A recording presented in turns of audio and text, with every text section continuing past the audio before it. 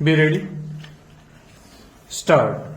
It is submitted by learned counsel for the petitioner that it has decided to take the respondent's workmen on daily wage basis as per the office order dated 7/4/2015 and list contained therein stop.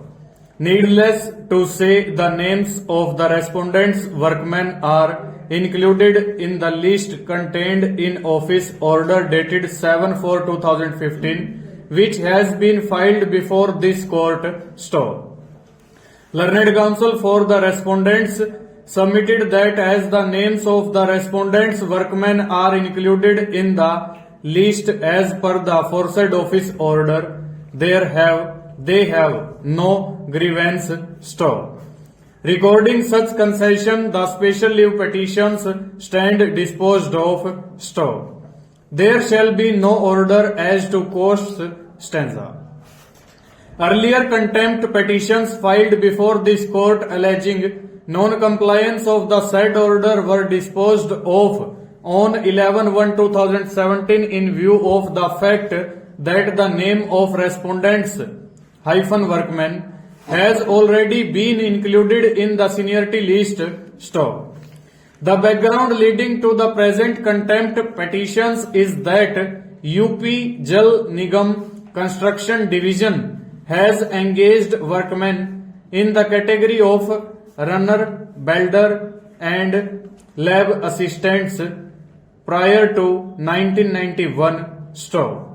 The services of the workmen engaged as appointed after 31/3/1989 were retrenched on 22nd June 1991 or so in terms of section 6 of the UP Industrial Disputes Act 1947. Stop. The writ petition number 5686 of 1991 challenging such order of termination was decided on 5/11/2009 when the following order was passed. Stanza. Petitioners were engaged as daily wager in the UP Jal Nigam sometime in the year 1989 on various dates, facing retrenchment of their services in pursuance to decision taken by the board. Stop. UP Jal Nigam took a decision and had issued a circular that all the persons appointed after 31/8/1989 shall be retrenched after serving a month notice and payment of salary. Stop. Accordingly, in pursuance to decision taken by the board, petitioners' services have been terminated after payment of 1 month salary. Stop. Cut-off date fixed by the Jal Nigam has been impugned in the present writ petition. Stop.